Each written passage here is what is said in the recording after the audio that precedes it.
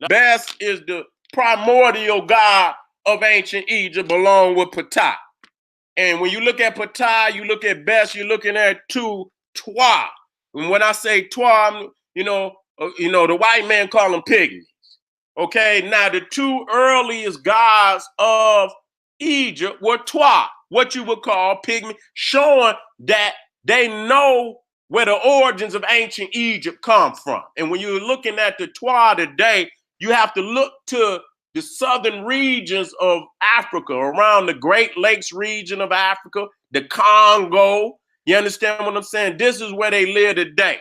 You got the Ba Twa, the Aka Twa, you got the Great Lakes region Twa, that's TWA. If you want to do your research, if you put in Twa, put in pygmy after it. TWA, then put in pygmy, and it'll come up. Look at the maps, look at where they're located, look at the images of what they look like today. Now, when you're looking at Bes, you can see right there, this is at Philae. This is at the Temple of Philae, which is in Nubia. You see him playing the harp. You also see him playing the tambourine. You understand what I'm saying? You see him playing the flute. So Bes was also the god of music, and that's very profound. That's very profound, because we also understand during this lecture coming up this Sunday, June 30th, we dealing with Hip Hop Illuminati Exposed, how powerful music is in the African culture. And so we understand, based on the ancient Egyptians, that it was the Twa, it was Bes that brought music down into Egypt. That's very profound. Because without the drum, without music, I don't even understand. There is no Africa without that. You understand? So they brought down one of the more profound elements. And you see right there the Egyptian. You see him on his knees, giving true homage to Bes. So I don't want people to think that Bes was something. He was the primordial deity along with Ptah. You understand? Many instances they become one, but Ptah being a creator god, but a lot of times they don't show Ptah as a Twa. He's a very short, just like Bes. Okay, and so when you talk about Egypt, Egypt is named after Ptah. So the Greeks and Romans already knew that Egypt came from the south, and they knew who were the seed, what we call the seed people, that laid the seeds for all of Africa, the Twa that you find all the way into the South Pacific, all the way into India, all the way, even into the Americas. You see, and then African people are only people that got a branch of their race that is strictly a short people like that. Now, you could have a dwarf or something like that, but you don't have a whole branch of the race that's short like that. You see what I'm saying? They're about, maybe, the women get about, on average, and I think about 4'6", 4'7", might be even shorter than that. About 4'6", 4 foot, where the men get close to maybe 5 feet at the most. You know what I'm saying? But a lot of them 4 feet too. Now, the one thing about Bes, that he was the god of birth. Okay, of pregnancy and birth. You know what I'm saying? So that also show you the medical orientation of Bes. And not just the medical, but when you're dealing with birth, you're also dealing with medicine. You know what I'm saying? So he was the God that you prayed to have a pleasant birth, no problems or nothing. And so many people would bring in amulets of Bes during pregnancy and pray to Bes that pregnancy was a smooth pregnancy without problems. You see what I'm saying? And Bes even looked over the birth of gods. You see, so when you're talking about the Mamisi, if you look up the Mamisi, that's the birthing house of the Pharaoh or of a god. You understand what I'm saying? So that's the Mamisi of Etfu. So that would have, he oversaw the birth of Horus. You know what I'm saying? He oversaw, that's the birthing house of the Pharaoh or the God. And now I know at Dendera, the Mamisi, at, you know, because it'll be in front of the major temple. Okay, that's where the god would have been born. So they always had a Mamisi in front of the major temple. So this is the Mamisi of Edfu, and then you got one Mamisi of Dendera. Now I went into the Mamisi of Dendera, and you saw the birth of Horus, and Bess oversaw the birth of Horus. So he was also the divine, you know, the netter of birthing, divine birth, not just the birthing of us as human beings, but even of divine birth.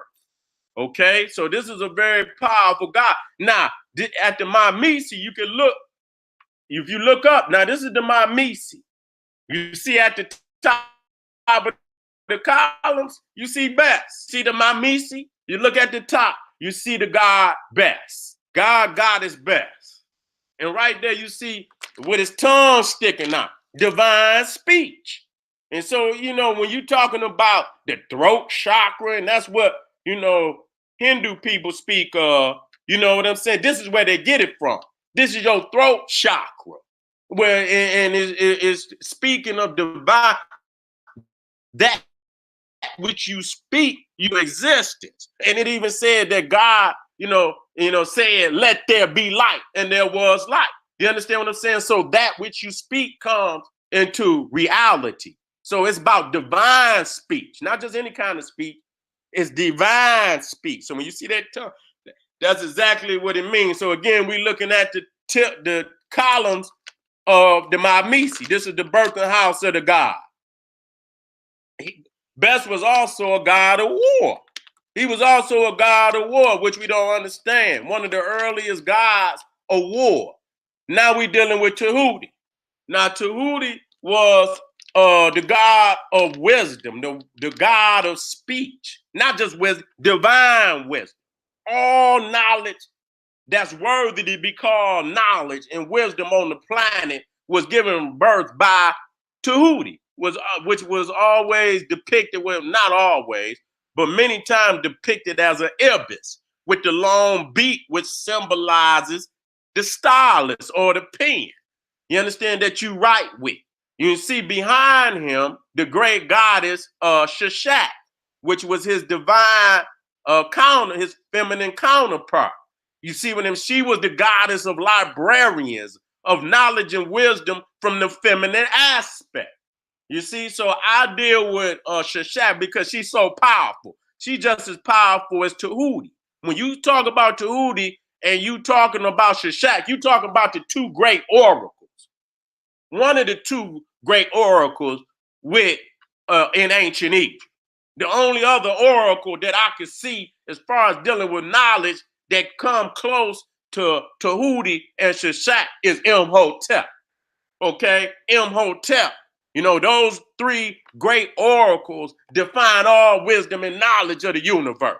But these are the divine which gave birth to it from his conception, his divine origin. So writing them what people call the Medunata or the sacred glyphs or that come from Tahuti. All astrology, all the art of writing, the scroll was also a symbol of Tahuti.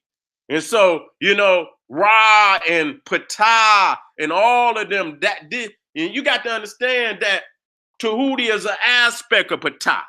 When Ptah created the universe, he created the universe as the aspect of Tahuti. You see, we have to understand this, the all in all. And people don't understand that though there are many gods and goddesses, and though they reflect a different aspect of creation, the all in must come together to be the all in all. So Tahuti is an aspect of and is an aspect of Ptah, is an aspect of Kanun. You understand? Because when it comes time to create and when these great gods need the wisdom of the universe, they transform into the aspect of Tahuti. And for the women, the goddesses, they would transform into the aspect of Shishak.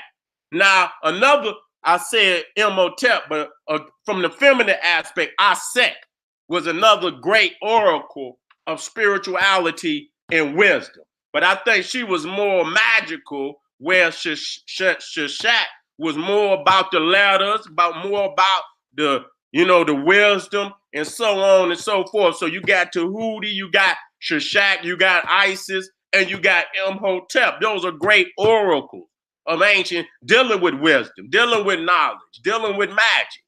Okay?